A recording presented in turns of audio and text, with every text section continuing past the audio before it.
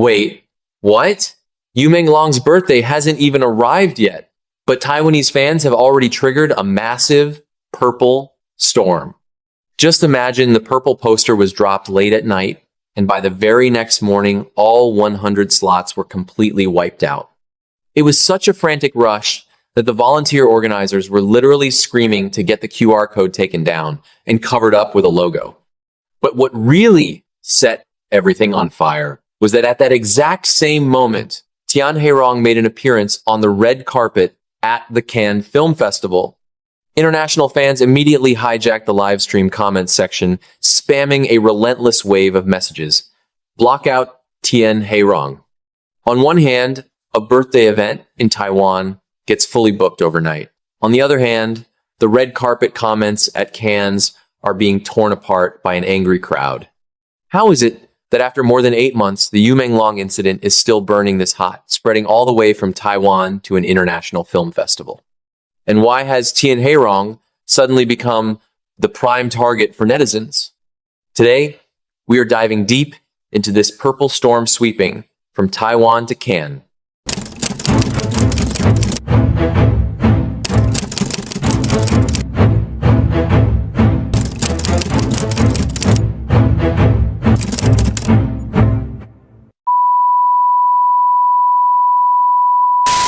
Hey Tracers, how are you all doing?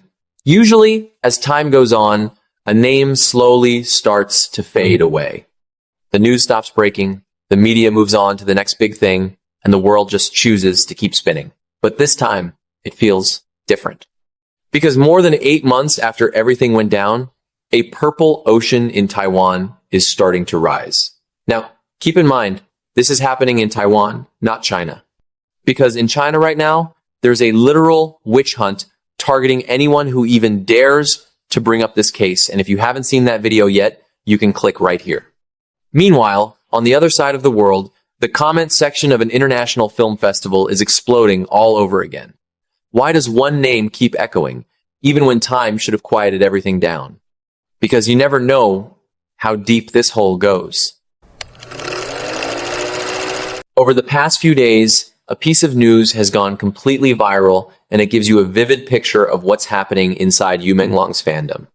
On June 13th, the weekend right before his birthday, on June 15th, the Mengyu, as his fans are called in Taiwan, are throwing a birthday memorial event at Huashan Hall in Gukeng, Yunlin.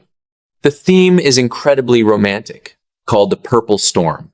Everyone agreed to show up in all purple outfits, wear purple accessories, and sing and dance together to Yu Menglong's version of Lovebird. Now, keep in mind, this isn't some commercial event or an official fan meeting with the celebrity himself.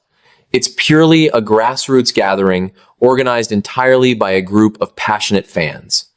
But you know what the most dramatic part of all this is? So here's the thing.